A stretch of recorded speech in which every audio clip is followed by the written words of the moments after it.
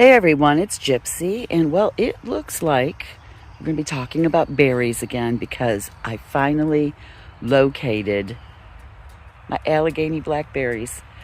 It really pays to take pictures and notes because I didn't think I was going to be able to find these again because I thought they were closer to the wild black raspberries, and they weren't. I looked in my notes. I have an app called Picture This. I do have a subscription. I have a paid subscription, so I get all the benefits. I love it. It helps me so much identify plants and keep notes on what I already have. So when I went back and looked at last year's entry for the Allegheny Blackberry, that's how I found it. So today, I am going to be transplanting these two berry plants to the other side of the yard where I have the blueberries and the wild black raspberries. The wild black raspberries I transplanted last week, and they have taken so well and are doing great. I'm hoping for the same for the Allegheny Blackberries.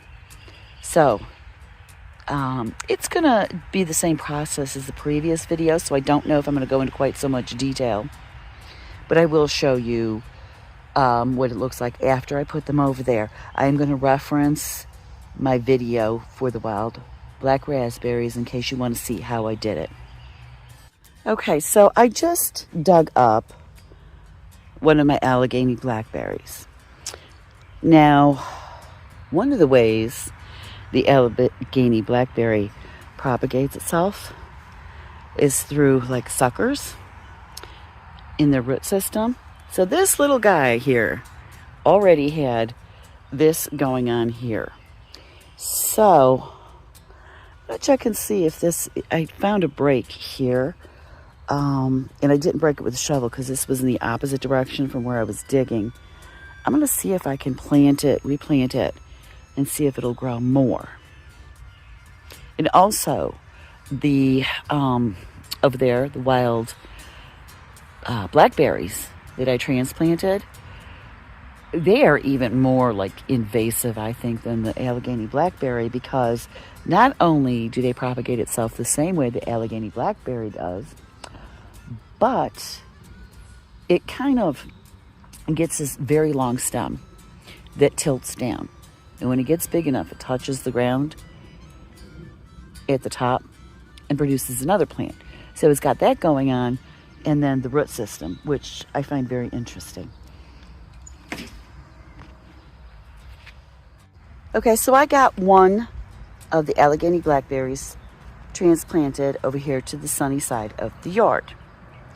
Now, I dug up a second. There's a whole patch of very, very young blackberry plants there. This one over here had a nice root system. I dug this one up. Where are we? Hold on, let me get back here. Okay, I dug this one up, and it looks like in the process, the roots got broken. Now, I do see little shoots and stuff from the root system. Picture This says it's healthy.